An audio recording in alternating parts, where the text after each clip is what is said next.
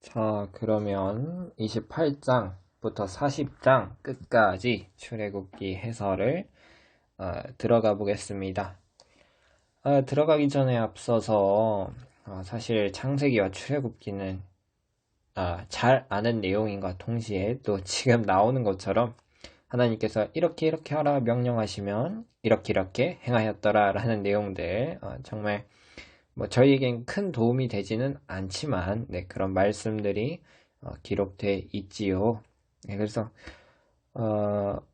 계속해서 제가 지금 이제 다른 여담 같은 얘기들을 채우면서 좀 잘 알고 갔으면 좋겠다는 내용들을 계속 채웠는데 아마도 이제 다음에 나올 레위기부터는 조금 더 해설적인 부분이나 조금 그런 부분들이 좀 깊게 나갈 거라 여담 같은 거는 아마 뭐 가끔 섞을 거긴 한데 그럴 겁니다. 그러니까 너무 어렵게 생각하지는 마시고 또 그냥 재밌게 라디오처럼 들어주셨으면 좋겠습니다. 자, 그러면 28장 들어가 보시죠. 이번 거는 어렵지가 않아요. 왜냐면 하나님께서 뭐뭐 해라 말씀하는 거고 자꾸 이제 그런 방식에 대해서 얘기해 주시는 게 쫙 나오니까 28장 쭈쭈쭈쭈쭈쭈쭉 하시고요. 저는 뭐 28장 보다가 36절이 조금 마음에 와닿는 말씀이 있더라고요. 제가 막 감동이 있다 이런 건 아닌데 뭔가 거룩해진다 그런 느낌이 있더라고요. 너는 또 순금으로 패를 만들되 도장을 새기는 법으로 그 위에 새기되 여호와께 성결이라 하고, 즉 이런 것들을 하는 것은 결국 하나님께 예의를 갖추고 성결하게 자신을 가꾸어 나가는 거죠. 저희도 이제 교회 갈 때는 아주 좋은 예복들, 좋은 옷들을 입고 하나님 앞으로 나아가서 여호와께 성결이라고 하는 그런 것들을 지키셨으면 좋지 않을까 생각이 되네요. 29장도 뭐 하나님께서 이렇게 이렇게 하라, 이렇게 이렇게 하라. 그래서 뭐 크게 어려운 내용 없지요. 뭐 저희에게 또 그렇게 막 중요한 내용은 아니니까요. 왜냐면 예수님께서 이런 일들을 다 완성시키셨고 저희는 이제 하나님 앞에 지성소로 나아가기만 하면 되는 거라 이런 것들이 있었다라는 거는 알고 있어야죠. 역사니까요. 기독교인들에게도 유대인들에게도 아주 중요한 역사입니다. 그럼 쭉쭉 그냥 넘어갑시다. 29장 뭐 크게 다룰 내용도 없고요. 30장도 뭐 이렇게 이렇게 해라 뭐 이런 것들도 크게 어렵지가 않지요. 성막 안에 있는 것들에 대해서 어떻게 만들어야 되냐, 성막은 또 어떻게 건축을 해야 되냐, 구성을 해야 되냐, 이런 거죠 다. 그리고 31장으로 넘어가서 안식일에 대해서 살짝 나오거든요. 안식일에 대해서 하나님께서 다시 상기시켜 주시는 거죠. 일곱째 날은 쉬라. 일한 자를 죽인다라고 했는데 진짜 뭔가 일을 해서 죽인 사례가 나오나요? 성경에? 아니지요. 이스라엘 백성들이 사실 안 지킨 사람들도 있을 거거든요. 다 막 칼같이 로봇같이 지키진 않았는데 그런다고 해서 하나님이 이런 명령을 내린다고 해서 이런 거는 항상 과속 방지턱이나 뭐 이렇게 약간 법률처럼 그렇게 하지 않기를 만드는 거죠. 미리 그렇게 하지 않게 만들기 위해서 살짝 좀 강력하게 말씀하신 걸로 보입니다. 근데 이것도 왜 이렇게 귀하게 여겼냐면 하나님께서 정확히 말씀하시죠. 이는 나와 이스라엘 자손 사이의 영원한 표징이며, 이스라엘과 하나님 사이의 표징이라고 까지 말씀을 하시네요. 그리고 이제 증거판을 들고, 증거판이라는 게 결국 그 돌판, 10계명이 담겨있는 그 돌판이죠. 앞에 있는 이 내용들은 아마 좀 뭐라 해야죠? 십계명을 받으면서도 이런 것들을 따로 이렇게 받지 않았을까, 이런 말씀을 받지 않았을까 저는 생각이 됩니다. 네, 그래서 그 다음에 32장 들어가 볼까요? 네, 금송아지 사건이 나오죠. 제가 이거 읽으면서도 살짝씩 웃었는데, 아론이 참 이렇게 볼 때는 웃깁니다. 왜냐면 아론이 백성들이 이제 이스라엘 백성들이 약간 금송아지를 만들자라는 건 아니지만 어떠한 우상을 만들어내자, 인도할 신을 직접 보이는 것처럼 만들자라고 하면서 우리가 어찌됨을 알지 못함이니이다 라고 누구한테 말하나요? 모세는 지금 위에 있으니까 그 이인자 아론에게 말을 하죠. 아론이 어떻게 해요? 아론이 금고리 이런 것들을 받아서, 귀중품들을 받아서 그런 것들로 이제 송아지 형상을 만드는 거죠. 금송아지라는 우상을 하나님에게 대입하는 겁니다. 참 이게 웃긴 게 전에도 말씀드렸다시피 창조물이 피조물을 대신해서 이렇게 섬겨진다? 말이 안 되죠. 네, 그렇죠.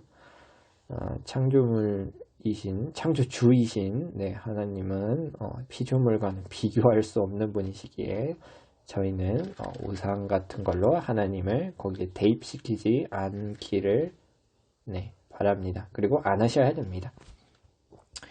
그리고 아론이 공포를 합니다. 한마디로 선포를 하는 거죠. 이게 여호와의 절이고 또 이게 너희를 인도하여 이끌어낸 신이다 라고 얘기합니다. 아론이 정신이 나갔어요. 이때까지만 해도 아론은 뭐 일반 이스라엘 백성들이나 뭐 별반 다를 게 없어요. 그냥 하나님께서 특별한 은혜를 주셔서 약간 좀 그렇게 자리를 마련해 주신 것 뿐이지, 아론이 참 이런 거 하는 거 보면은 웃깁니다. 더 웃긴 상황은 이제 내려와서 모세가 내려옵니다. 여호와께서 이런 일들을 다 알려주시지요. 그런 다음 모세와 아론이 만나는데 아론이 핑계대죠. 쟤들이 저렇게 해달라고 했다. 실상을 보면 어떻습니까? 아론이 만들어낸 거예요. 네. 해달라고 했을 때 안 된다라고 말한 게 아니라 자기가 앞서서 선도해서 송아지 형상을 만들었어요. 그죠? 네, 그래서 그런 것들이 나오는데, 모세가 당황을 타죠. 당황을 타는데, 참, 뭐라 해야죠? 모세는 어이가 없겠죠. 하지 말라고 얘기를 했는데, 누가 이렇게 합니까? 아론이 막지도 않고, 같이 그러고 앉아 있는 겁니다. 그렇게 돼서 이제 이스라엘 백성이 하나님께 서로 언약을 맺었는데 그것들이 무의미로 돌아갔죠. 네, 하나님이 얼마나 이 일에 대해서 화나셨으면 모세에게 말씀하시죠. 그냥 얘네 쓸어버리고 자, 모세 너를 통해서 새로 다시 세대를 만들겠다라고 하는데 모세가 아주 논리적으로 설명을 해주죠. 아주 논리적이고 감성을 잘 섞어서 호소를 합니다. 그러지 말아달라고 말씀을 하시죠. 말씀하죠. 하나님께. 그랬더니만 여호와께서 이해를 하신 거죠. 맞아.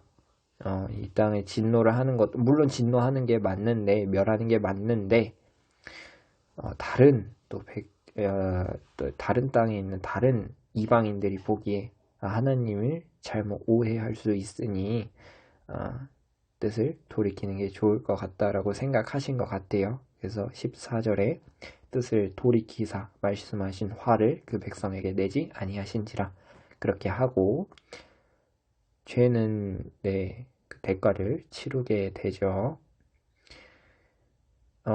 네. 조금 내려가 봅시다. 네, 아론이 그렇게 구라를 치고 뭐 백성들 남탓하는 걸로는 다 말씀이 나왔고요. 자, 이제 모세가 죄에 대한 대가, 즉 잘못한 것에 대한 책임을 묻습니다.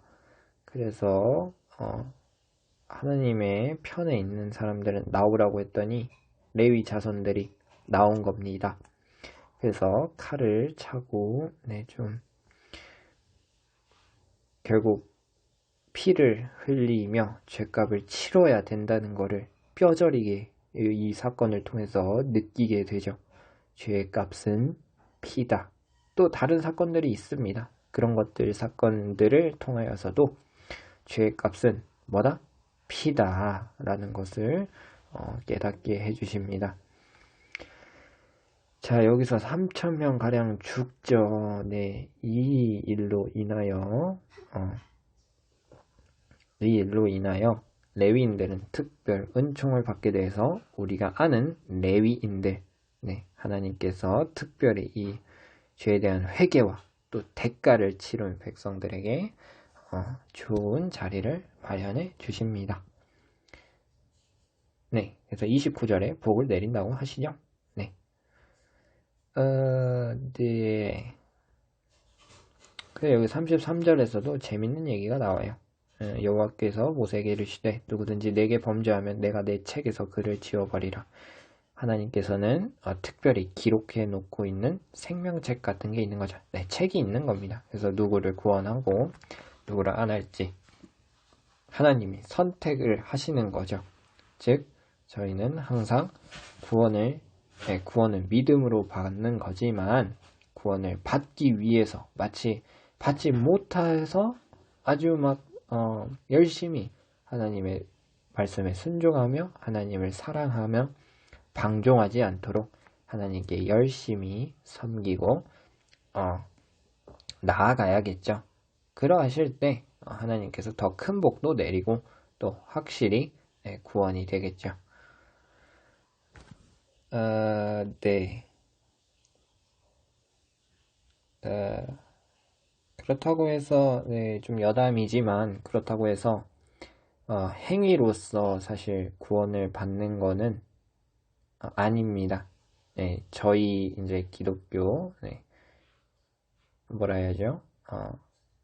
기독교 맞죠? 기독교에서는 행위보단 믿음으로 칭의를 얻는다고 바울이 그렇게 신학을 만들고 행위로서 구원을 이루는 건 아니라고 합니다. 하지만 그렇다고 해서 행위가 중요하지 않은 건 아닙니다. 야고보서를 또 보면은 행위도 중요합니다.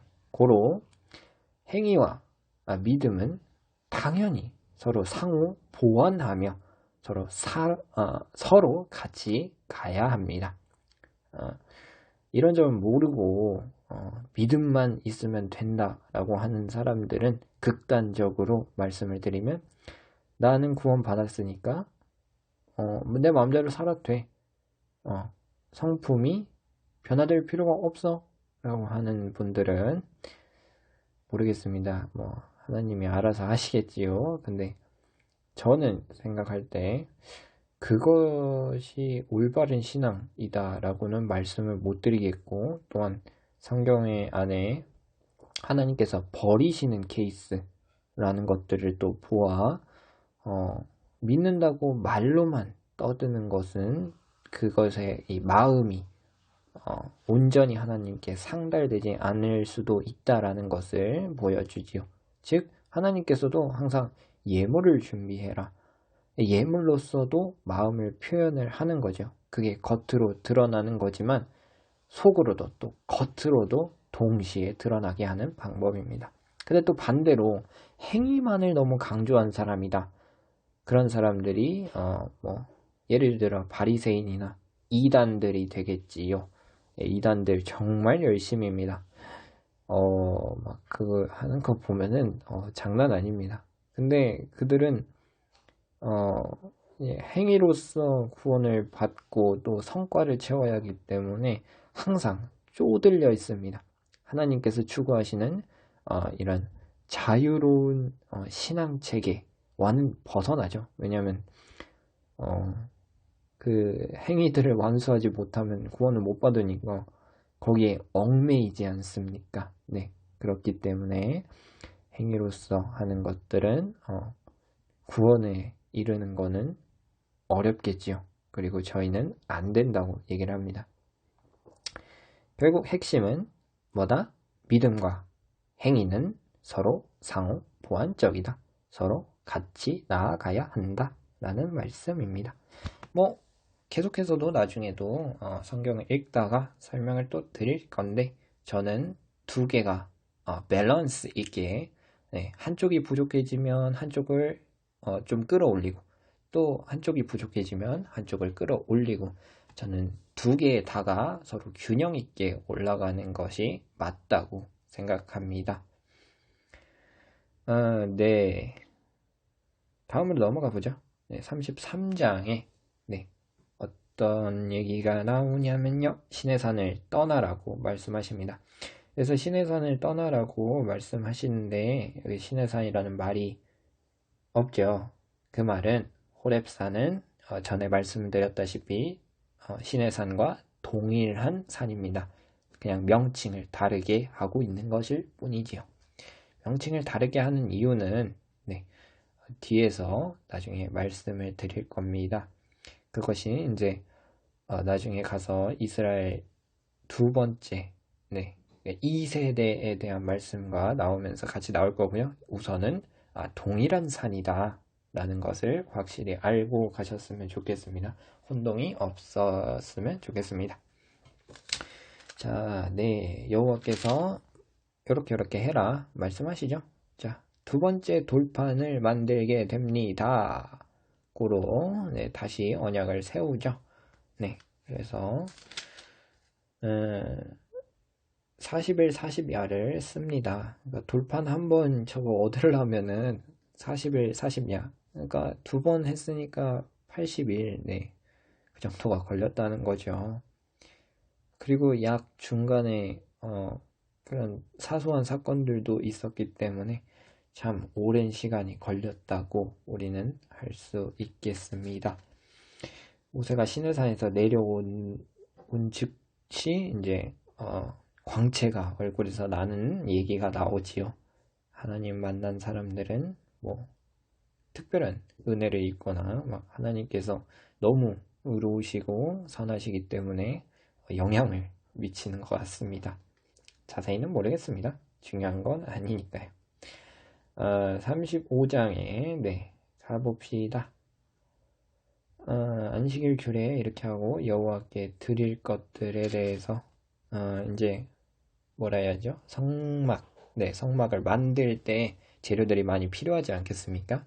이것들을 다 자원해서 들여가지고 이렇게 그들이 성막을 지을 수 있게끔 재료를 모은 겁니다.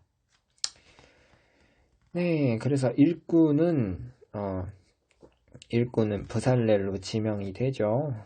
브살렐로 지명이 돼서 오홀리압과 같이 감동시켜버려가지고 둘이서 만들게 됩니다. 한 명은 약간 브살렐은 약간 약간 디자인 쪽에 하는 것 같고요. 약간 화이트 칼라 잡 이런 느낌. 그리고 그 약간 오홀리압은 얘도 이제 약간 화이트 칼라, 약간 정교한 일 같은 거를 고안하게 하는 약간 좀 기술자, 둘 다 기술자로서 이렇게 돼가지고 이제 백성들과 함께 지휘진술하여서 만드는 거죠. 36장 들어가면 재물이 너무 많았다는 얘기가 막 나오면서 그만큼 이스라엘 백성들이 하나님께 마음을 들였다라는 것으로도 말씀할 수 있겠지요. 그리고 이제 성막 만들기 시작하죠. 이제 방금 전까지 이제 성막 어떻게 하냐라는 매뉴얼을 주셨으니까 이제는 실제적으로 실행을 하게 되는 겁니다. 그럼 쭉쭉 넘어갈게요. 왜냐하면 똑같은 내용이 반복되니까요.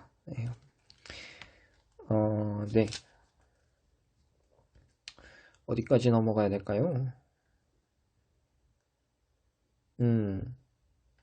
네, 39장, 네, 다 왔어요. 39장 32절, 이제 성막의 모든 역사를 마치면서, 진행되는 일들, 네, 하고 다 마치고 모세가 축복을 해줬죠. 네, 그리고 40장으로 넘어갑시다. 40장에, 거룩하게 만드는 거죠. 이 물품들이 원래 사실은 그냥 일반적인 물품일 수도 있겠지만, 하나님께서 특별하게 구별시켜서 하나님께서 임재할 장소, 네, 성막에 하나님께서 임재하시기 위해 하나님의 방을 만드는 거죠. 거룩하게 그것들을 만드는 겁니다. 네, 그렇게 거룩하게 싹 다 만드니까 여호와 하나님께서 마지막 34절쯤에 가시면 영광이 내려오면서 회막을 싹 덮고 하나님께서 드디어 이스라엘 백성들 가운데로, 네, 직접 임재를 하는 거죠. 지금까지는 어떻게 했습니까? 뭐 하늘에서 음성이 떨어지거나 아니면 반대로 뭐 모세에게 하나님께서 서로 대화를 한 다음 모세를 통해서 이렇게 지휘를 하고 말씀을 전하셨더라면, 지금은 상황이 달라졌네요. 성막을 통해 그들이 직접적으로 하나님을 느끼게 됩니다. 정말 역사적인 사건이죠. 그래서 진짜 마지막에 딱 볼 때는 38절에 이제 행진하는 길에서 그들의 눈으로 보았더라. 그런 역사들을 이미 그들은 보고 겪고 느낀 겁니다. miracle, 기적을 본 거죠. 말도 안 되는 일이 자기 눈앞에 있던 걸 본 겁니다. 네. 근데 그렇다고 해서 얘들 뭐 하나요? 이제 뒤에서 나올 건데, 아시다시피 기적들을 보았음에도 어떻게 반응합니까? 하나님을 버립니다. 하나님을 원망합니다. 참 인간이란 그런 것 같습니다. 참 이 세상에 많은 사람들이 하나님이 어딨어? 기적을 보여봐 라고 했지만, 저희 지금 이제 2000년 전으로 거슬러 올라가서 예수님 당시 때도 기적을 그렇게 보여줘도 뭐합니까? 안 믿을 사람은 안 믿어요. 그 기적을 통해서 그냥 이득을 취하고 끝내는 사람들이 태반입니다. 즉, 뭐다? 기적은 결국 믿음과 연관시키기엔 힘들다. 왜냐하면 수많은 기적들과 수많은 역사들이 지금 성경에 기록되어 있잖아요. 안 믿어요. 네, 눈앞에서 일어나도 안 믿어요. 네, 그런 사람들이 태반이기 때문에 믿음은 저희가 하나님께 은혜 입어서 만들어가고 또 계속해서 믿음을 갈고 닦아야겠지요. 네. 그래도 하나님이 특별한 은혜로 기적을 보여주시면 더욱더 그것으로 인해 하나님을 사모하고 그러셨으면 좋겠습니다.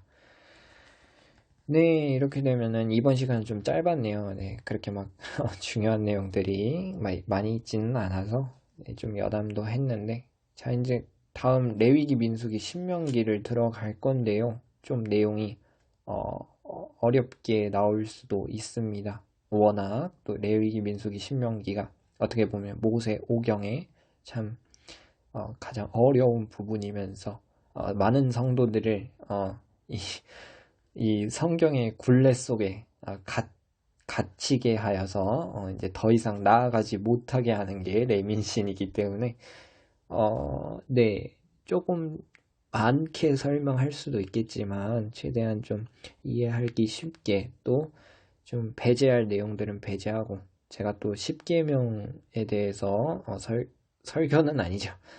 설명과 해설을 했었는데 사실 많은 부분을 자르고 많은 부분들을 막 빼고 이랬습니다. 너무 깊게 들어가면 어렵고 또 너무 학문적으로 되기 때문에 저희는 저희가 지킬 수 있고 또 이해하면서 하나님의 말씀이 이거다 정도만 들으셨으면 좋겠습니다. 이것으로 출애굽기까지 마쳤고요. 네, 정말 잘 달려오셨습니다. 여기까지 들으셨다면 여러분들께서는 마지막까지도 완수하실 수 있을 거라 저는 생각되고 또 그럴 거라 믿습니다. 네, 그럼 수고하셨고요. 저는 다음에 레위기, 네, 레위기에서 다시 성경을 읽고 해설을 하도록 하겠습니다. 수고 많으셨습니다.